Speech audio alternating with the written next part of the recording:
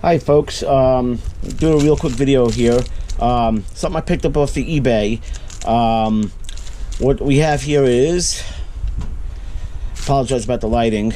What we have here is a Husky 3/8 ratchet. I paid $16 with shipping.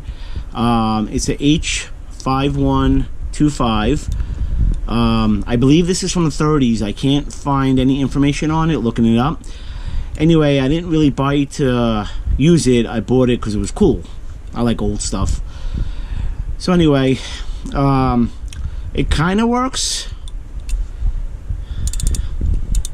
You hear it. It's a little crunchy. It works, and if you go the other way with the selector, it jams up. But if you hold down the selector, it does turn.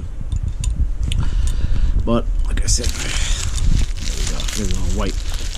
But like I said, I just thought it was pretty cool old tool from, I believe, like I said, it's from the 30s. It's a 3/8 Husky ratchet, made in the USA. If I can get in there, made in the USA. Get in there, you can see it. Husky, and like I said, it's a 5125. Like I said, I just bought it because I thought it was cool.